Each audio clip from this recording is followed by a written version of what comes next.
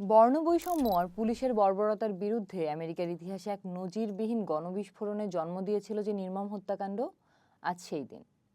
2020 সালের 25 মে এক পড়ন্ত বিকেলে মিনিয়াপলিসের রাস্তায় শ্বেতাঙ্গ পুলিশ কর্মকর্তা ডেরেক শোভিনের হাতে নিভে যায় জর্জ ফ্লয়েড নামের এক কৃষ্ণাঙ্গ মানুষের জীবন। প্রায় 10 মিনিট ধরে চলা সেই নির্মমতার দৃশ্য পথচারীদের ক্যামেরায় বন্দী হয়ে ছড়িয়ে পড়েছিল বিশ্বজুড়ে, যা কাঁপিয়ে দিয়েছিল খোদ আমেরিকার ভিত। 46 বছর বয়সী জর্জ ফ্লয়েড ছিলেন টেক্সাসের হিউস্টনের বাসিন্দা এবং 5 সন্তানের জনক। সেদিন মিনিয়াপলিসের একটি স্থানীয় দোকান থেকে সিগারেট কিনছিলেন তিনি। কিন্তু বিপত্তি ঘটে যখন দোকানের ক্যাশিয়ার সন্দেহ করেন ফ্লয়েডের দেওয়া $20 নোটটি জাল ছিল। মুহূর্তে স্টোর ম্যানেজার পুলিশ ডাকেন। পুলিশ এসে গাড়ি থেকে নামিয়েই ফ্লয়েডের দিকে পিস্তল তাক করে। শুরুর দিকে ফ্লয়েড পুলিশের সঙ্গে পুরোপুরি সহযোগিতা করলেও পুলিশের গাড়িতে উঠতে রাজি হচ্ছিলেন না। তিনি বারবার বলছিলেন যে তার ক্লস্ট্রোফোবিয়া অর্থাৎ বন্ধ জায়গায় থাকার আতঙ্ক আছে। ধস্তাধস্তির এক পর্যায়ে পুলিশ কর্মকর্তারা তাকে গাড়ি থেকে টেনে নামিয়ে রাস্তায় উপর করে ফেলে দেন। এরপরই পুলিশ কর্মকর্তা ডেরেক শভিন 9 মিনিট 29 সেকেন্ড ধরে ফ্লয়েডের ঘাড়ের উপর নিজের হাঁটু চেপে ধরে রাখেন। অ্যাম্বুলেন্স যখন ঘটনাস্থলে পৌঁছায়, ফ্লয়েড ততক্ষণে নিষ্প্রাণ। স্থানীয় হাসপাতালে নিয়ে যাওয়া হলে চিকিৎসকরা তাকে মৃত ঘোষণা করেন।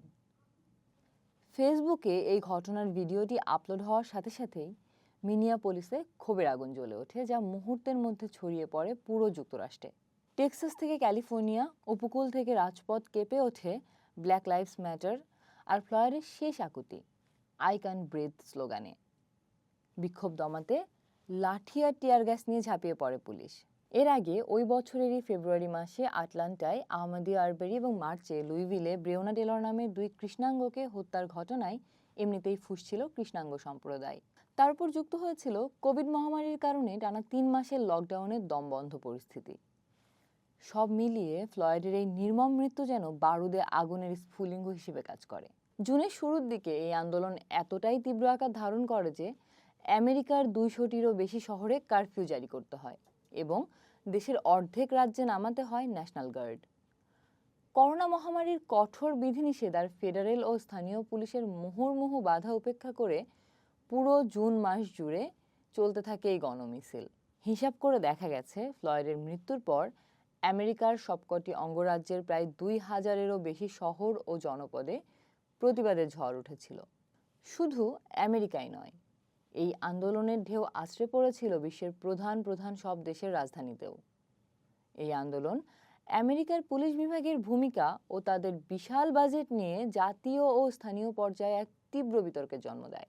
স্কুল থেকে শুরু করে বড় বড় কর্পোরেট প্রতিষ্ঠানগুলোতেও শুরু হয় জাতিগত বৈষম্য দূরীকরণ এবং সাম্য ও অন্তর্ভুক্তি প্রতিষ্ঠান নতুন লড়াই।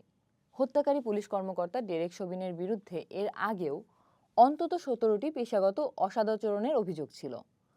ফ্লয়েডকে হত্যার 4 দিন পর 29 মে 2020 তারিখে তাকে গ্রেপ্তার করা হয় এবং তার বিরুদ্ধে খুনের অভিযোগ আনা হয়।